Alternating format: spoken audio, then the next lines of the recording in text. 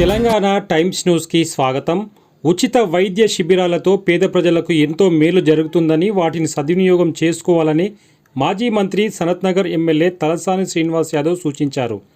ఆదివారం బన్స్లాల్పేట్ డివిజన్లోని మేకల మండిలో గల ప్రభుత్వ పాఠశాలలో బద్రీ విశాల్, పన్నాలాల్ పిట్టి, అగర్వాల్ సేవాదల్ సంస్థల ఆధ్వర్యంలో ఏర్పాటు చేసిన ఉచిత మెగా హెల్త్ క్యాంపును ఎమ్మెల్యే తలసాని శ్రీనివాస్ యాదవ్ ముఖ్య అతిథిగా హాజరై ప్రారంభించారు.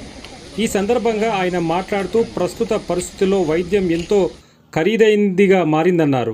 స్వచ్ఛంద సంస్థల ఆధ్వర్యంలో నిర్వహించే వైద్య శిబిరాలలో వివిధ రకాల విభాగాలలో నిష్ణాతులైన వైద్యులు పరీక్షలు నిర్వహించి అవసరమైన మందులు ఉచితంగా ఇవ్వడంతో పాటు తగు సూచనలు ఇస్తారని పేర్కొన్నారు.